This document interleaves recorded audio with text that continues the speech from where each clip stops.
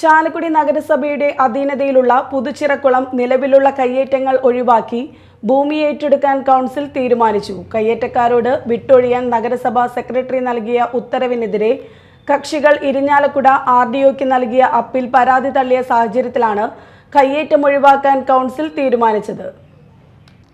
കയ്യേറ്റക്കാരായ കക്ഷികളുടെ കുടുംബാംഗങ്ങൾക്ക് ഭൂമിയും വീടും ഉള്ളതിനാലും ചിലർ വർക്ക്ഷോപ്പ് ഉൾപ്പെടെ സ്ഥാപനങ്ങൾ നടത്തുന്നതിനാലും മറ്റൊരാൾ ഭൂരഹിതനോ ഭവനരഹിതനോ അല്ല എന്ന് അന്വേഷണത്തിൽ ബോധ്യപ്പെട്ടതിനാലാണ് ഇവരുടെ അപേക്ഷ നിരസിക്കുന്നതെന്നും ഇവരുടെ ആവശ്യം സർക്കാർ ഭൂമി സംരക്ഷിക്കുക എന്ന പൊതു താൽപര്യത്തിന് വിരുദ്ധമാണ് എന്നാണ് RDO ഉത്തരവിൽ പറഞ്ഞിട്ടുള്ളത്.